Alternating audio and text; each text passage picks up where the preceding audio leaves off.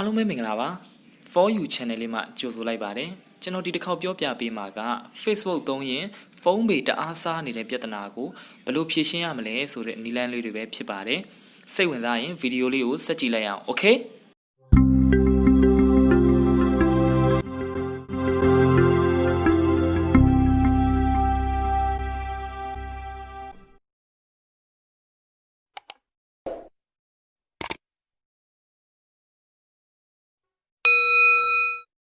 အားလုံးပဲမင်္ဂလာပါ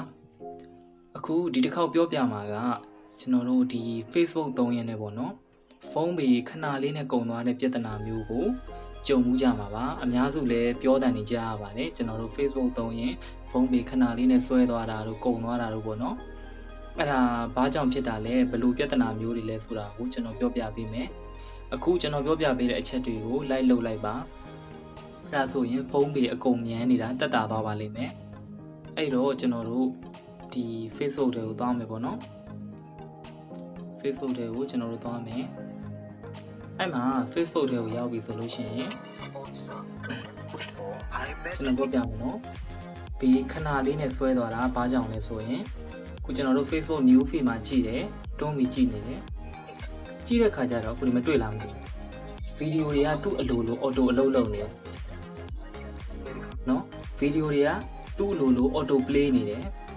အဲ့လိုပဲကျွန်တော်တို့ဒီ new feed လေးကြည့်တာကိုဗီဒီယိုတွေကြည့်တယ်လို့မို့ကျွန်တော်တို့ဖြစ်နေတယ်ဗီဒီယိုတွေကြည့်တယ်လို့မို့ internet data တွေကောက်နေတယ် MB တွေနှုတ်သွားတယ်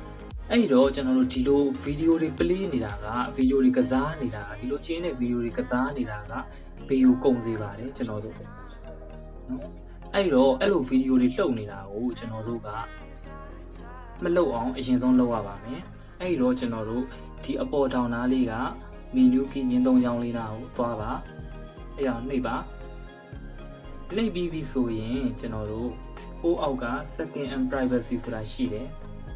နော်မမြင်ရလားမသိဘူးကျွန်တော်တို့ဒီမဲ့ setting and privacy ဆိုတာ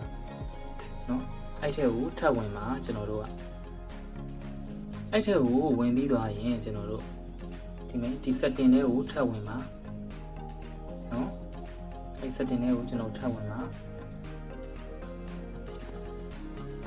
setting တွေကိုဝင်ပြီးပြီဆိုလို့ရှိရင်ကျွန်တော်တို့အပေါ်ကိုဆွဲတင်ပါအပေါ်ဆုံးဒီဆွဲတင်လိုက်ပါနော်အပေါ်ဆုံးဒီဆွဲတင်လိုက်ပါအပေါ်ဆုံးဒီဆွဲတင်ပြီးလို့ရှိရင်ဒီမှာ media and content ဆိုတာရှိတယ်ဒီနေရာလေးနော်အဲ့ထဲကိုဝင်လိုက်ပါကျွန်တော်တို့ကအဲ့ထဲကိုဝင်လိုက်ပါဝင်ပြီးပြီဆိုလို့ရှိရင်ကျွန်တော်တို့ဒီမှာတွေ့ရမယ်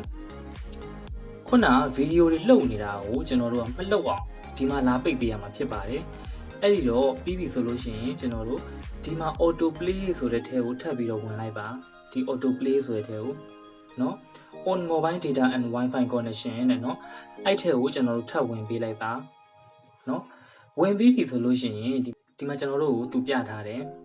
နော်အပေါ်ဆုံးက on mobile data and wifi connection နဲ့ဒီကောင်လေးကဘာကိုပြောတာလဲဆိုရင်ဒီကောင်လေးကကျွန်တော်တို့ဒီ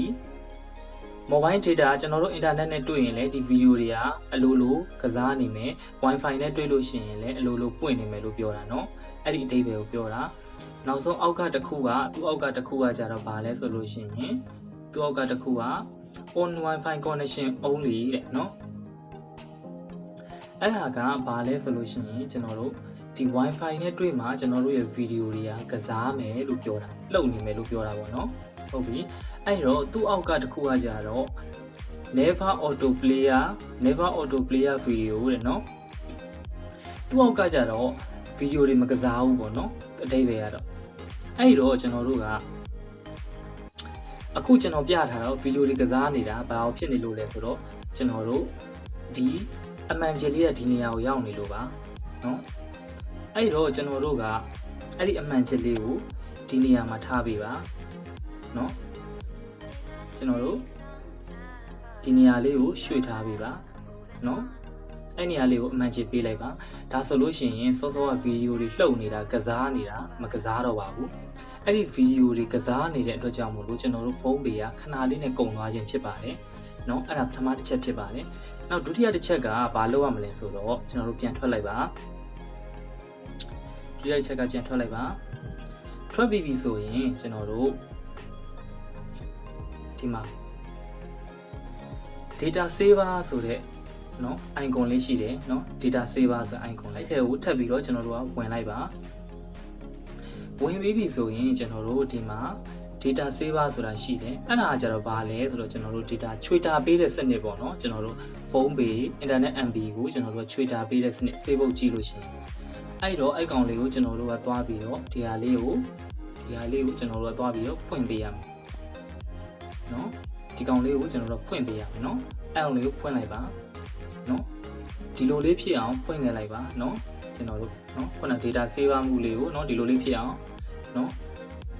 ဒီလိုလေးဖြစ်အောင်ဖွင့်ပေးခဲ့လိုက်ပါเนาะအဲ့လိုလေးဖွင့်ပြီးသွားပြီဆိုလို့ရှိရင်ရပါပြီနံပါတ်1အချက်ကအဲ့လိုတွေကျွန်တော်တို့ဗီဒီယိုတွေကအလိုကစားနေလို့ကျွန်တော်တို့ internet ပေးပို့ကုန်ပါတယ်နောက်ပြီးတော့ဒီကောင်လေးဖွင့်ထားခြင်းကလည်းကျွန်တော်တို့ internet data ကိုချွေတာပေးတဲ့ပုံစံမျိုးဖြစ်ပါတယ်အဲ့တော့နောက်တတိယတစ်ချက်ကိုကျွန်တော်ပြောမယ်เนาะတတိယတစ်ချက်ကဘက်ပြန်ဆုပ်လိုက်ပါเนาะတတိယတစ်ချက်ကကြတော့ကျွန်တော်တို့ background data လေးကိုကျွန်တော်တို့ပိတ်ပေးပါเนาะဒီ Facebook ရဲ့ background data လေးပေါ့เนาะအဲ့တော့ကျွန်တော်တို့ကအခုနှစ်နည်းပြမယ်เนาะအခုကျွန်တော်ဒီ software လေးကိုကြာလေးဖိပြမယ်เนาะဒီ software လေး background data ပိတ်ဖို့ကျွန်တော်ဒီ software လေးကိုကြာလေးဖိလိုက်ပါ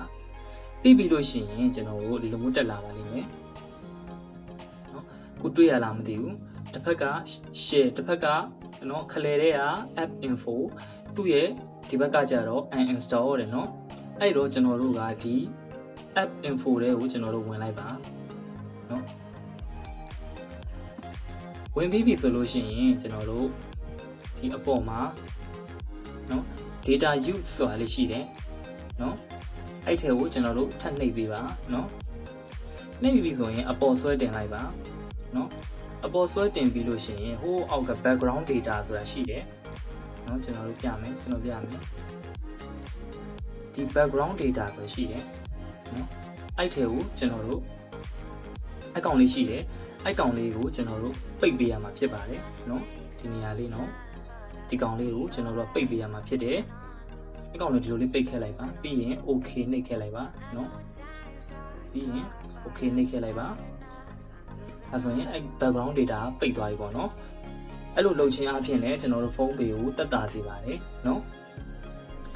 အဲ့တော့တချို့ကပြောတယ်ကျွန်တော်တို့အဲ့လိုဘယ်လိုလုပ်ရဒါလေးကိုဒီ software လေးကြာဖိတာကိုတချို့ကြတော့မပါတချို့ဖုန်းအနှိမ့်နေဆိုလို့ရှိရင်တော့အဲ့လိုမျိုးမပါနိုင်ပါဘူးကျွန်တော် software လေးကြာဖိပြီးတော့အဲ့လိုမျိုး icon တက်လာတာတော့မပါနိုင်ဘူးအဲ့လိုဆိုလို့ရှိရင်နောက်တစ်နည်းရှိပါတယ်နောက်တစ်နည်းကကြတော့ကျွန်တော်တို့ဒီ setting တွေကိုဝင်လိုက်ပါเนาะအဲ့ setting တွေကိုဝင်လိုက်ပါဝင်ပြီးပြီဆိုရင်ကျွန်တော်တို့ဒီအောက်က more ဆိုတဲ့ထဲကိုထပ်ပြီးတော့နှိပ်လိုက်ပါနှိပ်ပြီးပြီဆိုရင်ကျွန်တော်တို့ဒီမှာတွေ့ရတယ် data use ဆိုတဲ့ထဲကိုထပ်ပြီးတော့ဝင်ပါเนาะ data use ဆိုတာလေးကိုထပ်ပြီးတော့နှိပ်ပါနှိပ်ပြီးပြီဆိုရင်ဒီမဲ့ခုနကို background page နဲ့ app ကိုကျွန်တော်တို့ဝင်လို့ရတယ်ဒီမှာ Facebook ဆိုရင်ခုနကျွန်တော်တို့ Facebook ပြတော့ဒီ Facebook တွေကိုကျွန်တော်ဝင်ပြမယ်เนาะ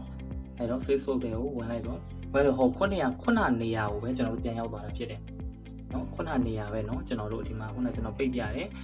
application လေးကိုကြာလေးဖိပြီးတော့ခုနကျွန်တော်လုံးလိုက်တယ်တကယ်လို့ မိတ်ဆွေတို့ရဲ့ဖုန်းမှာအဲ့လိုမျိုးလုံးလို့မရဘူးဆိုရင် setting တွေကိုသွားလုပ်ရတယ်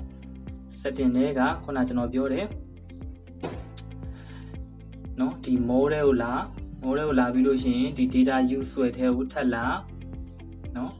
data use ဆွဲထဲကိုထပ်လာပြီးပြီဆိုလို့ရှိရင်ကိုပိတ်ချင်တဲ့ application ကိုเนาะနှိပ်လိုက်နှိပ်ဝင်ပြီးပြီဆိုလို့ရှိရင်ဒီနေရာလေးမှာအောက်ဆုံးမှာ background data ဆိုတာရှိတယ်เนาะအဲ့ဒါလေးကိုပိတ်ပေးလိုက်ဒါဆိုရင်ရပါပြီကဲအခုကျွန်တော်ပြောမယ့်အားလေးကတော့ဒီလောက်ပါပဲကျွန်တော်တို့ဖုန်းပေအရန်အစားမြန်နေတာအဲ့ဒီအချက်တွေကြောင့်ဖြစ်ပါတယ်အဲ့တော့ဒီအချက်တွေဖြစ်နေခဲ့တယ်ဆိုလို့ရှိရင်လည်းအခုလိုက်ပြီးတော့လုပ်လိုက်ပါဖုန်းပေစားတာအရန်တက်တာသွားပါလိမ့်မယ်အဲ့တော့နောက်ဆုံးတစ်ချက်အနေနဲ့ကျွန်တော်ပြောချင်တာကတော့ package ဝယ်သုံးပေါ့နော်အဲ့ဒါဆိုလို့ရှိရင်တော့အရန်တက်တာတယ်တန်တယ်ကဲဗီဒီယိုလေးကတော့ဒီလောက်ပါပဲနောက်ဗီဒီယိုမှာဆုံမယ် okay